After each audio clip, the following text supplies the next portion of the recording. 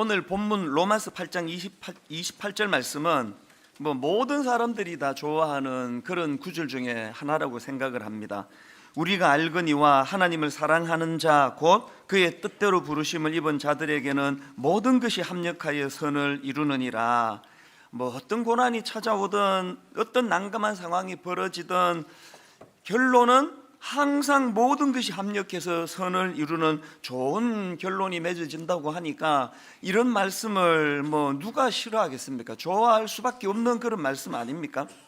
근데 여러분, 우리가 알아야 되는 거는 이렇게 너무 내 마음에 와닿아 가지고 그것도 또 어떤 내 필요에 따라서 내가 좋아하는 구절이라면 그럴수록 그 구절 말씀 안에는 함정이 있을 수 있다는 것을 기억하셔야 됩니다.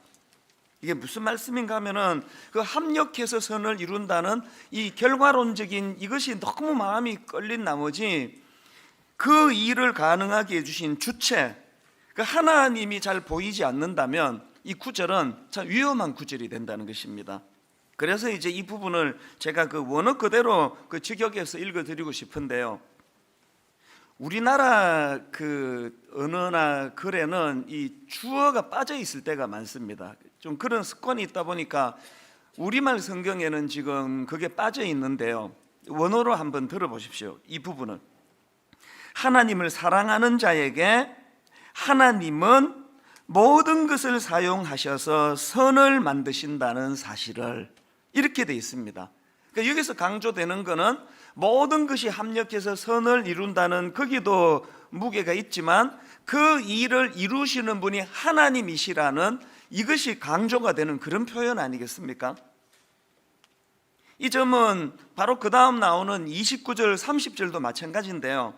원어로 보면은 29절 30절이 하나님이라는 주어로 아예 도배가 되어 있습니다.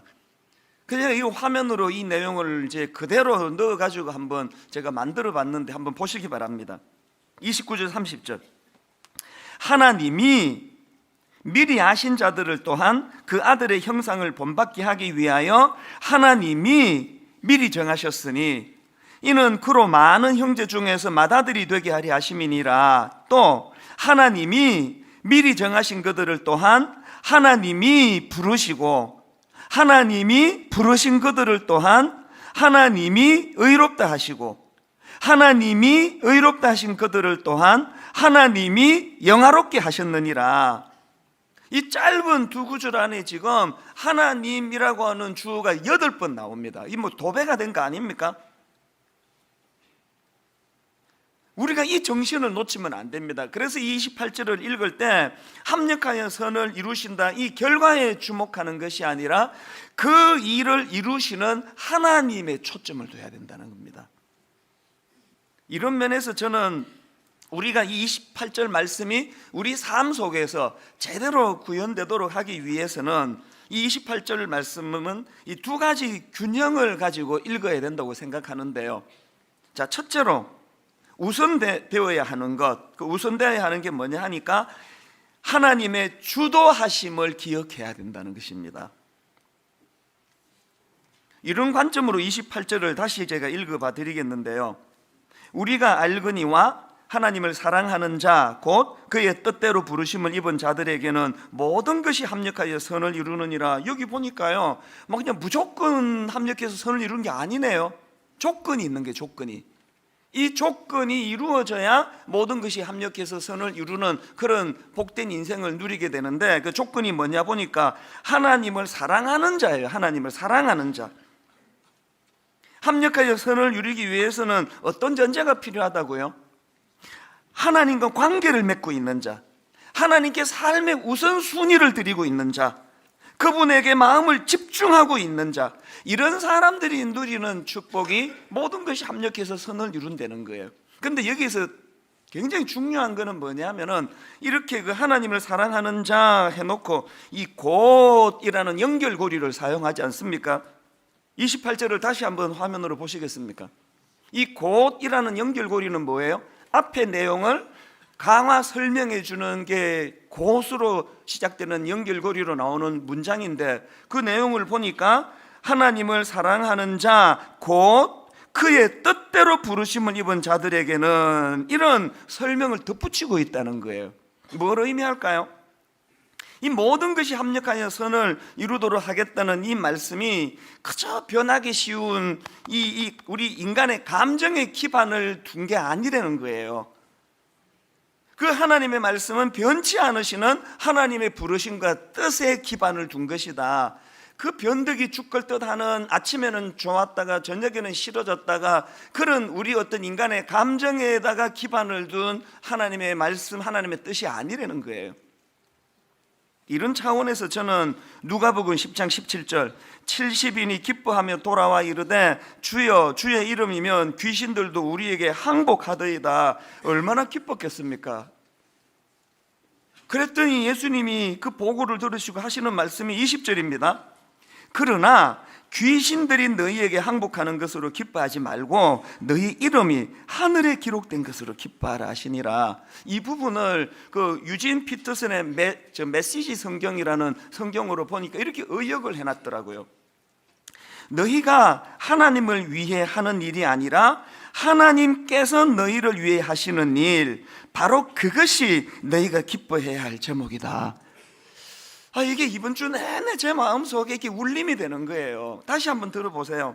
너희가 하나님을 위해 하는 일이 아니라 하나님께서 너희를 위해 하시는 일, 바로 그것이 너희가 기뻐해야 할 제목이다. 모든 우리 신앙생활을 영위하시는 하나님의 자녀들에게는 그 삶의 주체가 되시는 분은 하나님이시라는 거예요.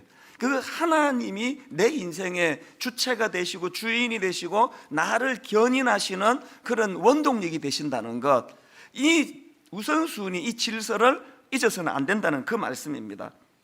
그런가 하면은 두 번째로 이 28절 말씀이 구현되기 위해서는 그 뒤따라야 하는 게 있는데요, 이 28절 말씀이 구현될 때 나타나는 이 삶의 변화를 경험해야 된다는 거예요. 이게 무슨 말씀인가 하면은 정말 하나님은 내 인생에서 모든 것을 합력해서 선을 이루시는 분이라는 사실을 내가 믿는다면, 그로 인해서 내 삶에 이렇게 안달복달하고 그냥 안절부절하고 하는 이런 것들이 내 안에서 그것이 넉넉한 여유와 평안함, 어떤 어려움이 찾아와도 합력해서 선을 이루시는 하나님을 인식하면서 내 삶의 변화가 일어나야 된다는 거예요. 이게 무슨 말씀인지 조금 더 설명을 드리자면요, 최근에 주목받고 있는 책 중에서 이런 제목이 있습니다.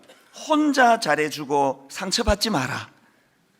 이 제목이 벌써 막 팍팍 와닿지 않습니까? 우리 순장님들, 혼자 잘해주고 상처받지 마라. 이 책은요, 정신과 전문의가 쓴 책이에요.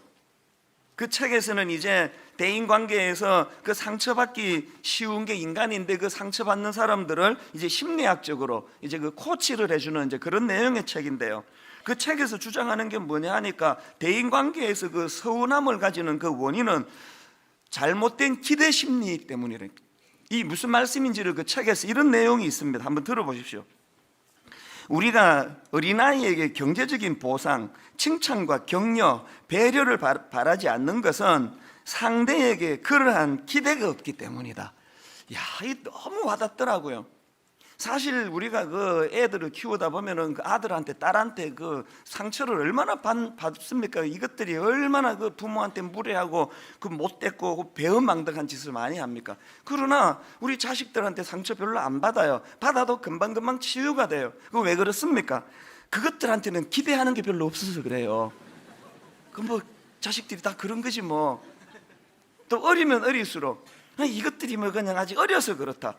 기대하는 게 없으니까 상처도 안 받는다는 거. 여러분 만약에 지금 여러분 아들이 여러분한테 준 거를 여러분이 시어머니가 드렸다 그러면 관계 벌써 깼을 거예요.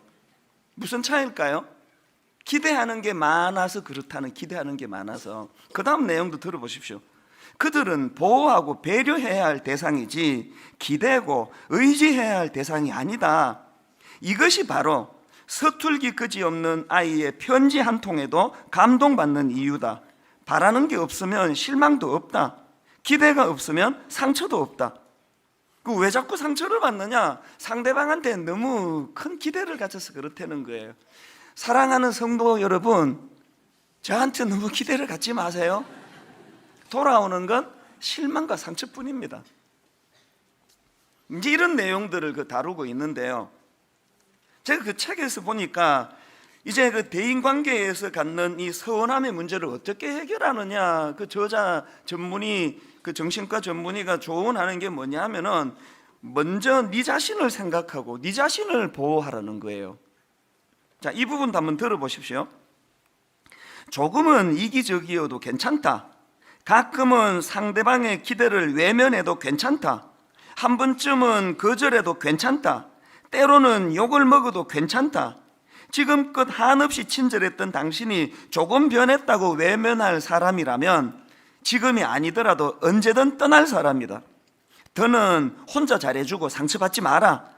상대가 원하지 않는 배려를 베풀고 되돌아오지 않는 친절을 기대하지 말자. 당신은 충분히 행복할 자격이 있는 사람이고 지금보다 더욱 사랑받고 보호받아야 하는 존재이다. 지금 뭘 강조하는지 아시겠죠? 네가 니를 보호해라. 너무 사람들한테 친절할 필요 없다. 어떨 때는 좀 이기적으로 그렇게 해도 괜찮다. 그게 니를 보호하는 길이다. 저는 이게 상당히 그 대부분의 그 심리학자들이나 또 정신과 의사들이 권면하는 그런 내용인 걸로 저는 알고 있거든요. 그리고 또 타당한 말씀이에요. 그러나 여러분, 믿는 우리는요, 이게 일면 좀 머리가 끄덕거려지는 동의가 되는 부분도 있지만, 그러나 우리 목표는 거기에 머물면 안 된다는 거예요. 이게 무슨 말씀이냐 하면은 28절을 다시 한번 보십시오. 우리가 알거니와 하나님을 사랑하는 자 곧 그의 뜻대로 부르심을 입은 자들에게는 모든 것이 합력하여 선을 이루느니라. 더군다나 뭐라 말씀드렸습니까? 그 일을 가능케 하시는 분이 내가 믿는 하나님이라는 이 믿음이 내게 있을 때 어떤 태도가 일어나요? 괜히 잘해줘봤자 뭐 그냥 뭐 저 사람한테 내가 상처나 받지, 잘해줄 필요 없어. 이기적으로 난 나만 위해 살 거야. 이렇게 하시면 안 되고, 뻔히 상처받을 거 알지만 이러면은 내가 손해보는 느낌 당연히 같지만, 그럼에도 불구하고 그래서 움츠려드는 게 아니라 여전히 적극적으로 베풀고 섬기고 나누는 일을 하라는 거예요. 왜? 내게 어떤 믿음이 있느냐? 우리 하나님께서는 합력하여 선을 이루시는 분이기 때문에 절대 이게 손해나는 일이 아니다.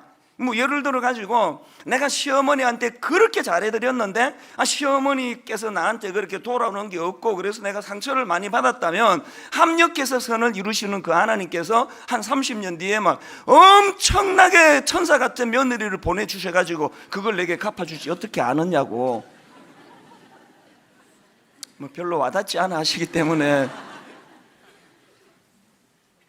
막 이런 식으로 뭐 이 땅에서 인간적으로 계산하는 합력해서 선을 이루는 것보다 더 뛰어넘어가지고 이 땅에서는 내가 보상을 받지 못한다 할지라도 영원을 주관하시는 그 하나님께서는 합력하여 선을 이루시는 분이라고 하는 이 믿음이 내 안에서 작동이 된다면 내 삶이 얼마나 넉넉하고 여유로워지겠습니까? 늘 계산하고 저울질하고 내가 저 사람한테 잘해주면 내가 저 사람한테 뭐가 올까? 세상의 대인관계는 딱 한마디로 말하면 give and take 아닙니까?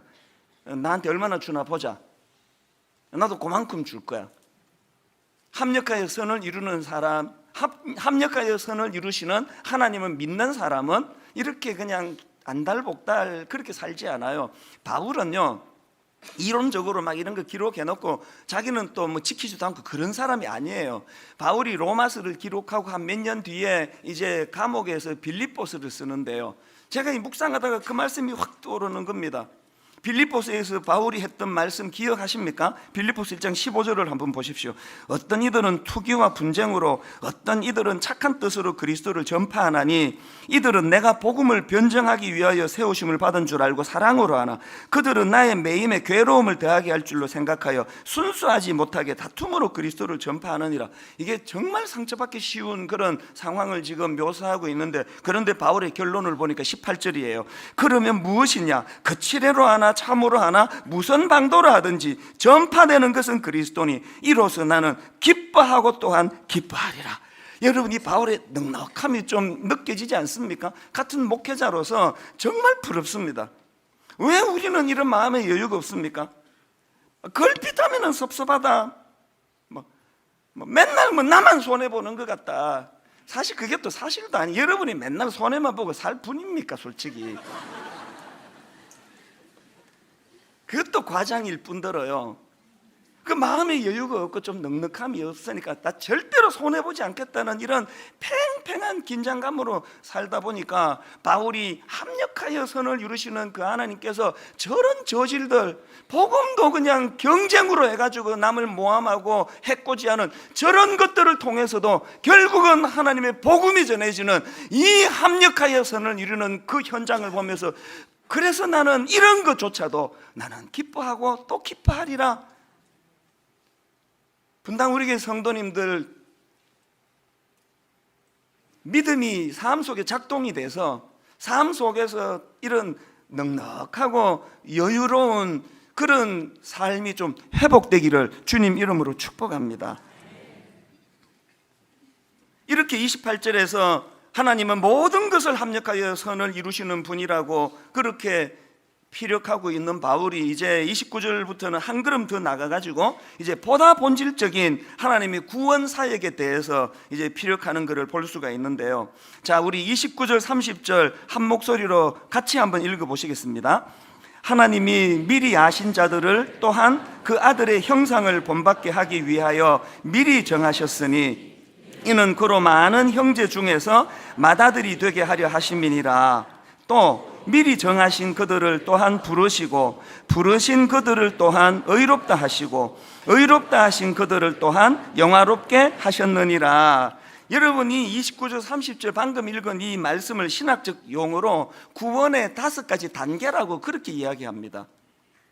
여기 나와 있는 그대로 하나님이 미리 아신 자들을 할 때 하나님의 미리 아심, 이걸 신학적 용어로 예지라고 그러고요, 또 미리 정하심, 이걸 예정이라 그럽니다. 예정. 그런가 하면은 미리 정하신 그들을 또한 부르시고 할 때 이 부르심을 소명 혹은 콜링이라 그럽니다. 그런가 하면은 부르신 그들을 또한 의롭다 하시고 이걸 칭이라 그럽니다.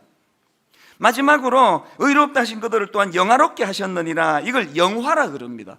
그래서 예지, 예정, 소명, 칭의, 영화, 이 분류는요, 이 구원과 관련된 하나님의 일하심을 이제 이해하기 쉽도록 풀어서 이제 그렇게 설명해 놓은 건데요, 이거를 또 시제적인 차원에서 풀어서 분류하기도 합니다. 여러분, 제가 이건 설명드린 것 같은데 신학적으로 이 구원의 과거 시제가 있는데 그게 칭의예요. 칭의. 그 보통 사람들이 난 이미 구원받았다 이런 표현을 쓴다면 그건 구원의 과거 시제에 해당되는 이 칭의를 이야기하는 거예요. 그런가 하면 구원의 현재 시제는 성화예요. 성화. 이루어져 가고 있는 단계를 그렇게 설명하는 거고요. 그런가 하면 구원의 미래 시제는 바로 영화입니다. 영화.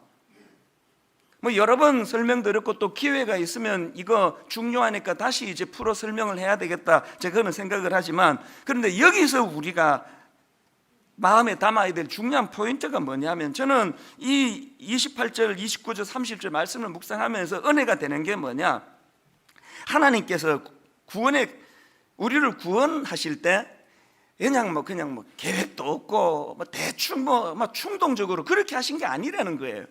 예지, 예정, 소명, 칭의, 영화, 철저한 하나님의 계획과 철저한 하나님의 의도하심과 철저한 그분의 그 주도하심을 가지고 그렇게 이 구원의 구원의 계획들을 펼쳐나가시고 그걸 이루어가고 계신다. 제가 이 본문을 읽으면서 은혜가 되는 게 뭐냐면요, 그 28절에서 말씀이 이렇게 시작되지 않습니까? 우리가 알거니와, 이게 참 대조가 되는 게요, 우리 지난주 살펴본 것처럼 바로 그 앞에 9절 26절에서는 뭐라고 바울이 고백합니까? 이와 같이 성령도 우리의 연약함을 도우시나니 우리는 마땅히 기도할 바를 알지 못하나.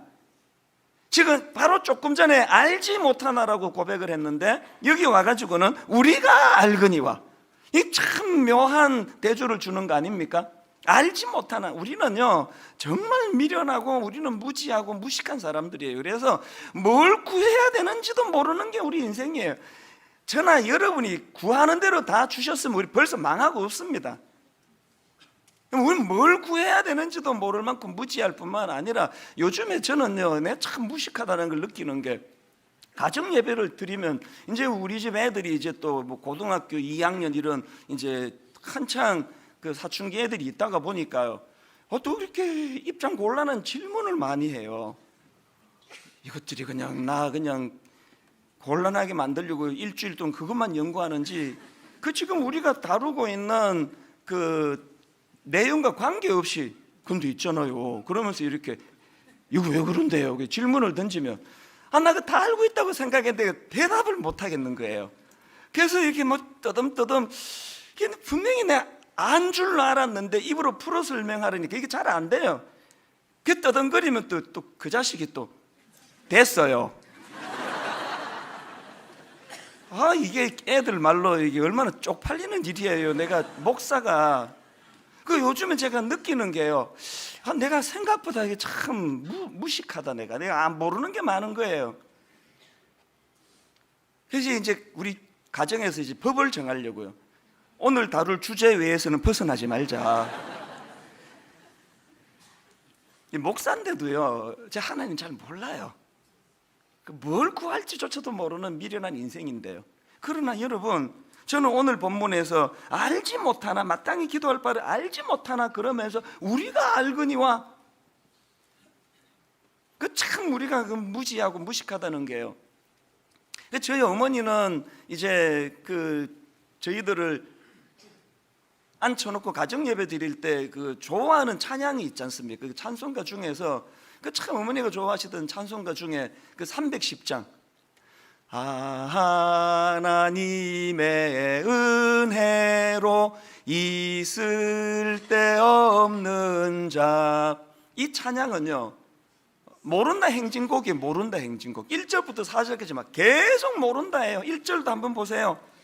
하나님의 은혜로 있을 데 없는 자 왜 구속하여 주는지 결론 난 알 수 없도다. 모른대요.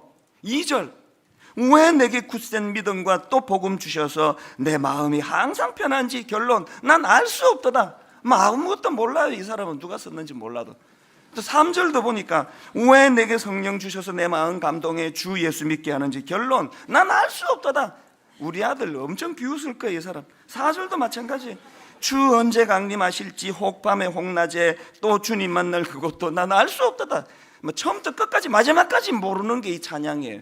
우리 어머니는 이런 무식한 찬양을 왜 그렇게 좋아하시는 거예요? 와닿으니까.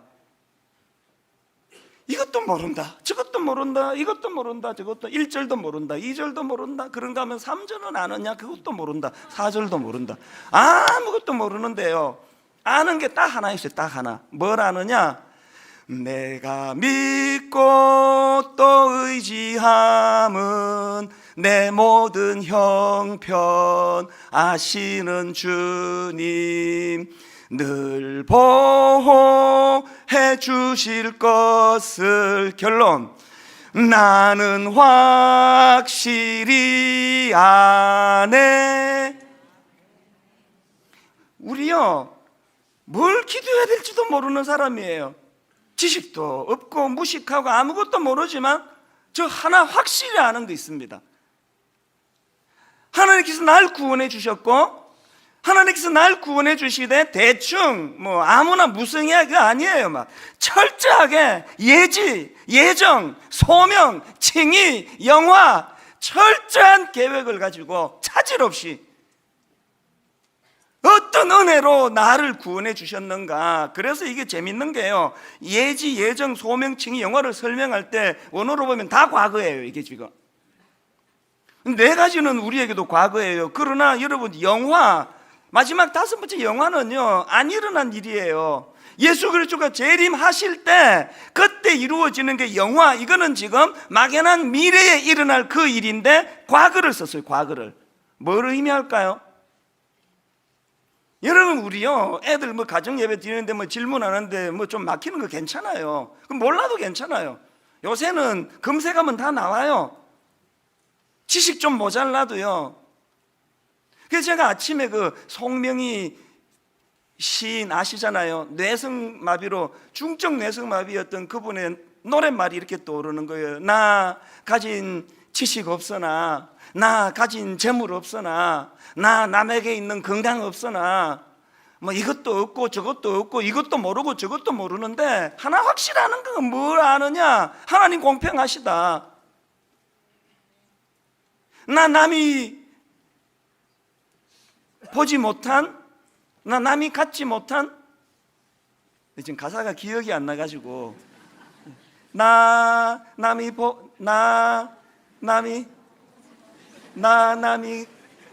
보지 못, 하여튼 그런 거 있습니다. 하여튼 그래서 이것 재보고 저것 재보니까 공평하다는 게 하나님 공평하시다.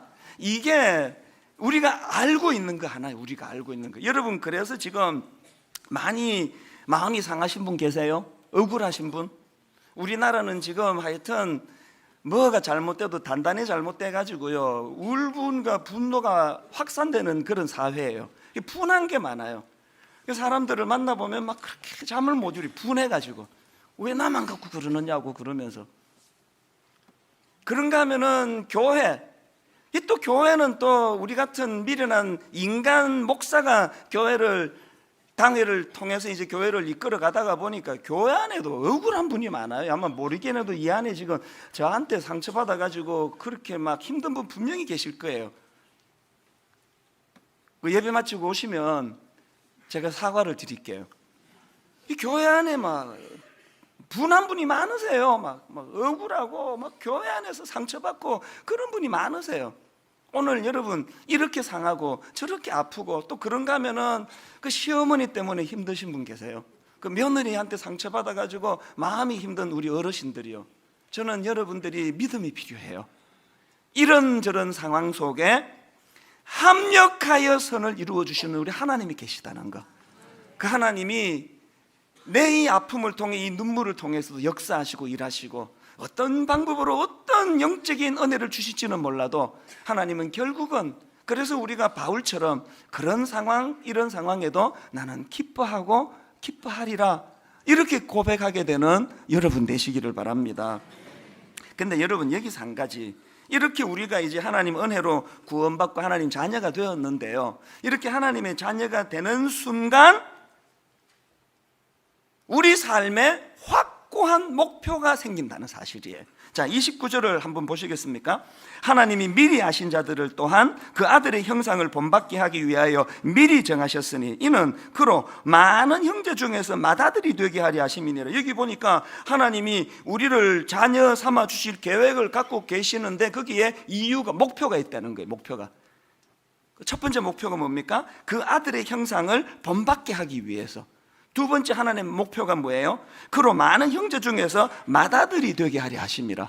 하나님이 우리를 구원해 주실 때 목표를 가지고 계셨기 때문에 내가 예수 그리스도를 영접하고 하나님의 자녀가 되는 순간 우리에게도 인생의 목표가 생긴다는 거예요.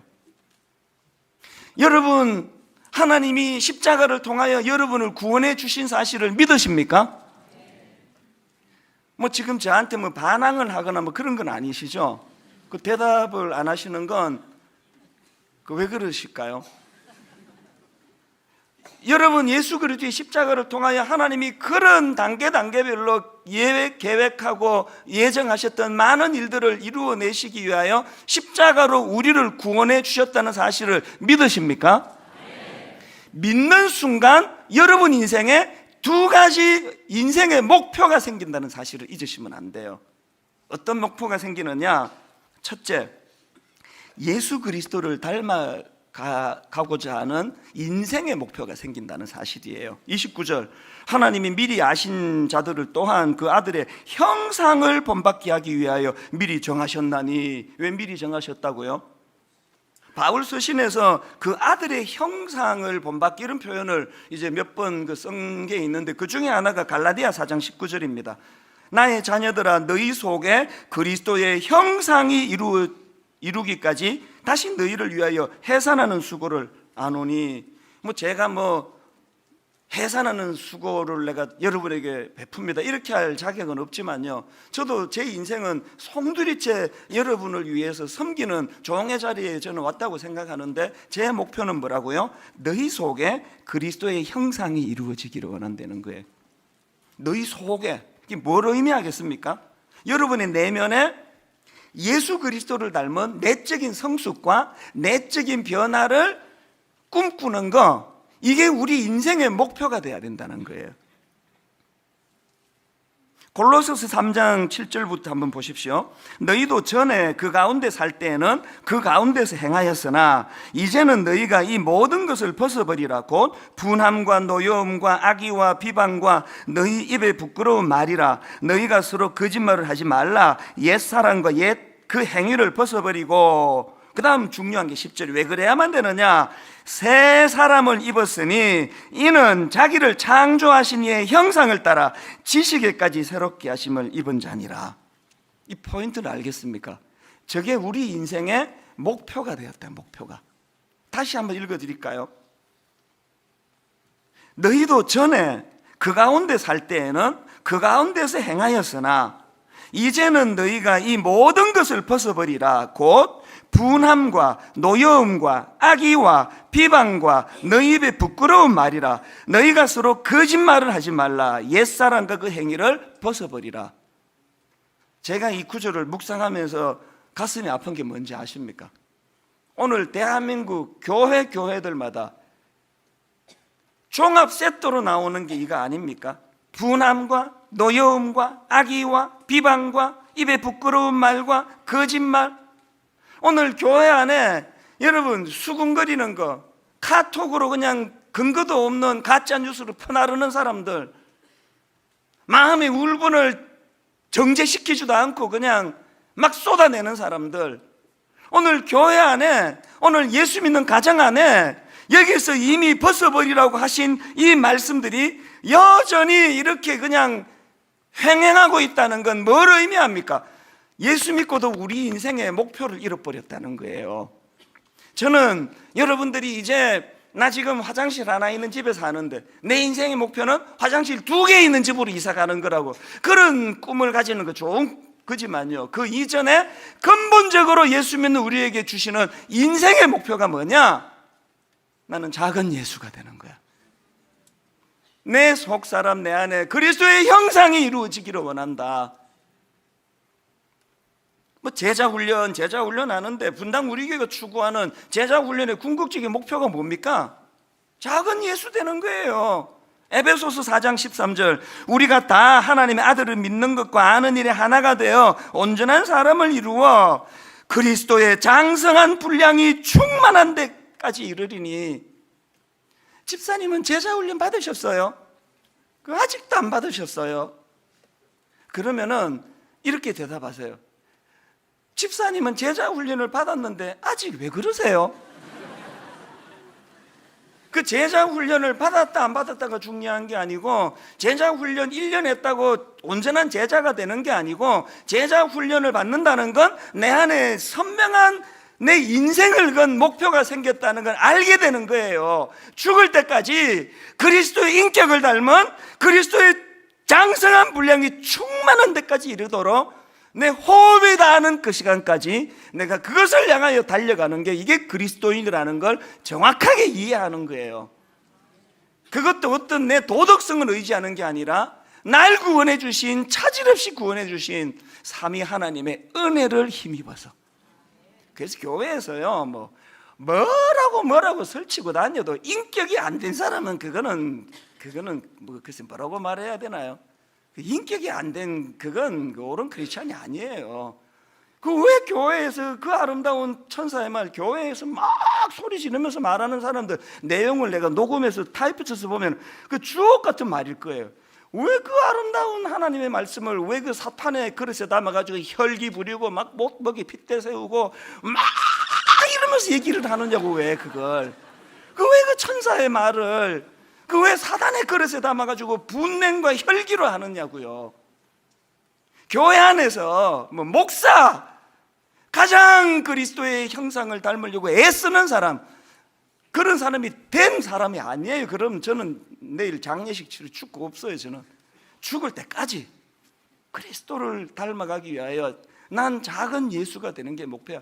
5만 명 만드는 게 목표가 아니고 작은 예수가 되는 게 목표예요.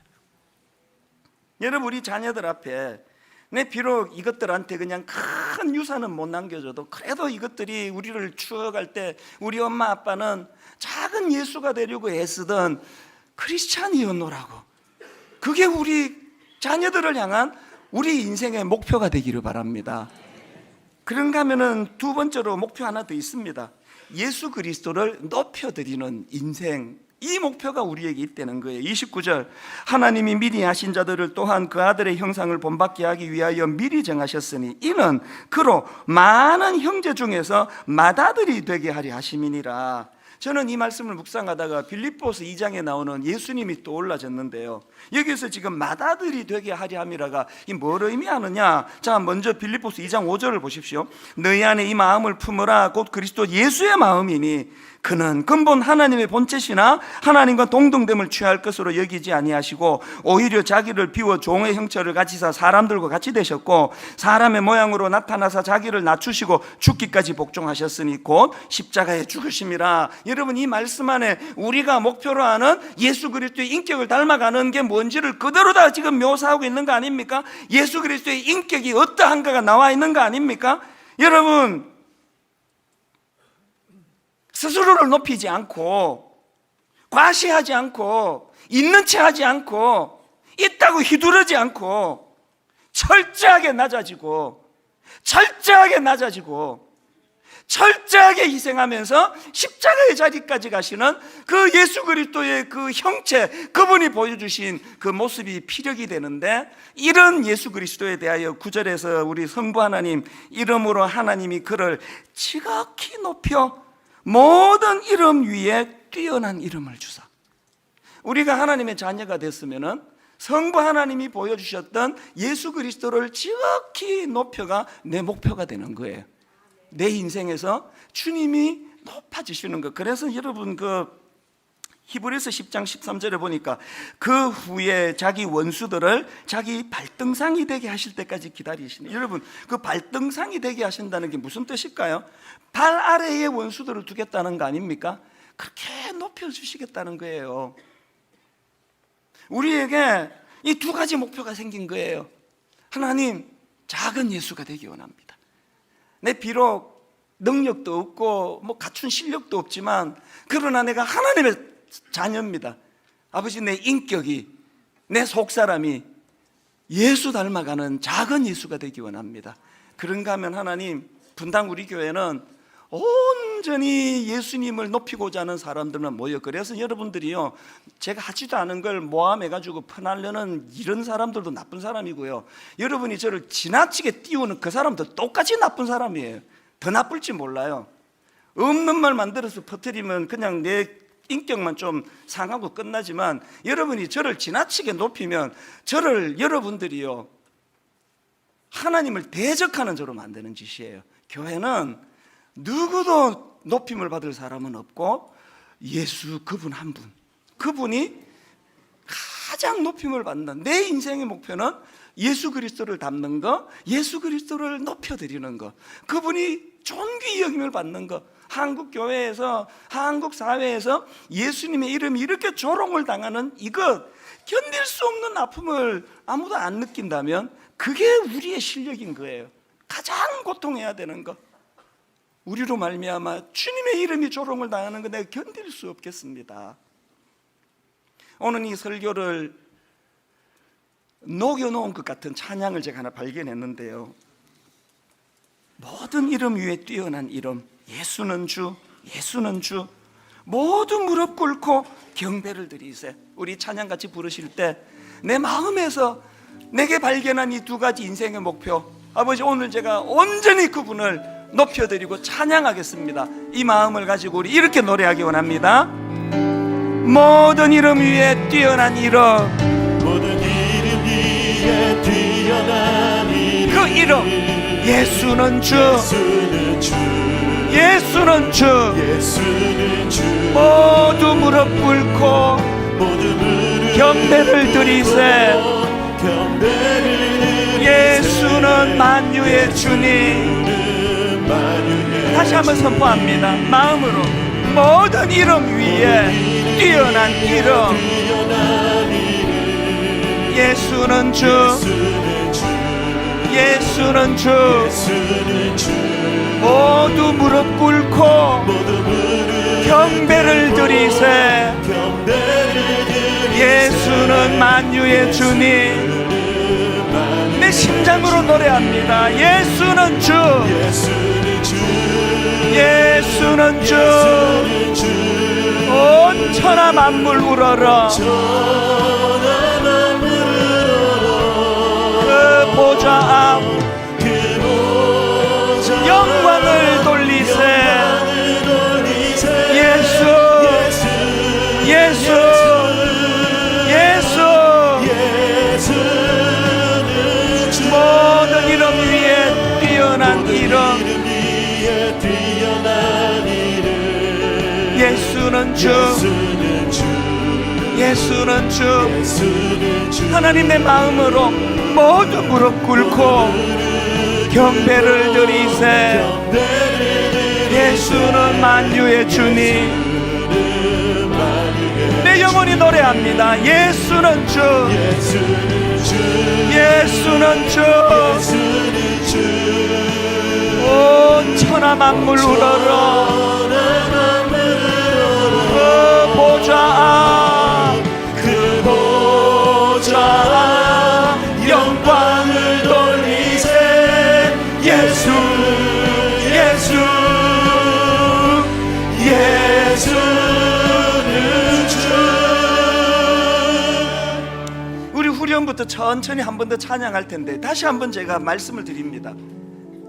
너무너무 불합리한 세상에서 억울하고 마음이 상하고 늘 나만 손해보는 것 같고 그래서 마음이 힘들고 상처받은 분 계시면 오늘 이 한 말씀으로 하나님은 모든 것을 합력하여 선을 이루시는 분이다. 하나님, 저는 그 하나님을 믿습니다. 그리고 하나님, 그 철두철미한 구원 계획을 통하여 오늘 날 구원해 주실 때 하나님이 가지셨던 두 가지 소원, 두 가지 목표, 이제 오늘부터 이 내 목표가 되기 원하는데, 아버지, 저는 작은 예수가 되기 원합니다. 빌립보서 2장에서 주님이 논리를 뛰어넘는,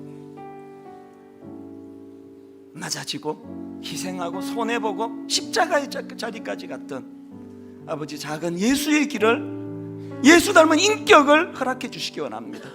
그런가 하면 하나님이 높이 모든 이름 위에, 모든 만물 위에 높이 세워주셨던 것처럼 내 인생이 예수 그리스도를 높여드리는 이 목표가 회복되기를 원합니다. 여러분, 이 마음을 가지고 우리 후렴부터 천천히 가사를 음미하면서 이렇게 노래합니다. 예수는 주, 예수는 주, 온 천하 만물 우러러 그 보좌 앞 영광을 돌리세. 예수, 예수, 예수. 예수는 주, 예수는 주. 온 천하 만물 우러러 그 보좌 앞 영광을 돌리세.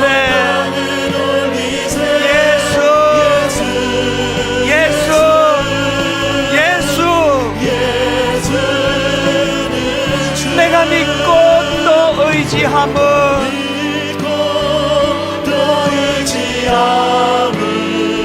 내 모든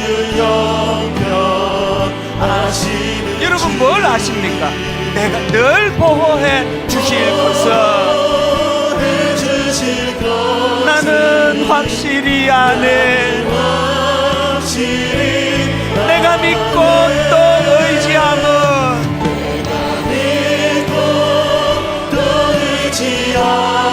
내 모든 형편 아시는 주님 아시는 주 늘 보호해 주실 것을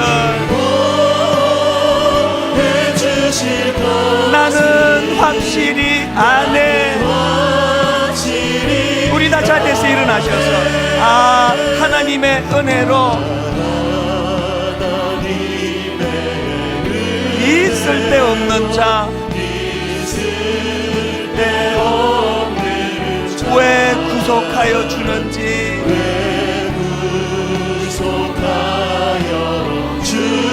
난 알 수 없도다. 그러나 내가 아는 한 가지, 내가 믿고 또 의지하며 내 모든 형편 아시는 주님 늘 보호해 주실 것을 나는 확실히 아네. 우리 마지막으로 한 번 더 선포합니다. 내가 믿고 또 의지하며 내 모든 형편 아시는 주님 늘 보호해 주실 것을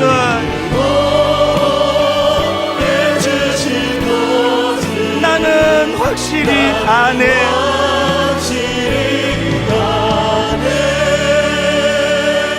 살아계신 하나님 아버지, 너무너무 불합리하고 공의롭지 않은, 정의롭지 않은 이 세상을 살아가다 보니 상처를 많이 받습니다. 아픕니다. 왜 나만 가지고 그러느냐고 마음에 울분이 일어날 때가 많습니다. 아버지, 이 땅이 이렇게 끝나는 것이 아니고 하나님 날 다스려 주시는 그 나라를 꿈꾸게 하시고, 아버지는 하나님을 신뢰합니다. 모든 것을 합력하여 선을 이루어 주신 하나님, 오늘의 내 눈물의 의미를 아시는 주님, 이 일들을 통하여 이루어 나가실 하나님의 뜻과 섭리, 만들어져 나가는 하나님의 나라를 감격하며 바라보기 원합니다. 철저한 구원 계획을 통하여 날 구원해 준 그 주님, 두 가지 목표를 가지셨다 했으니 이제 그 하나님의 목표가 나의 목표가 되게 하여 주시옵소서. 작은 예수가 되기를 원합니다.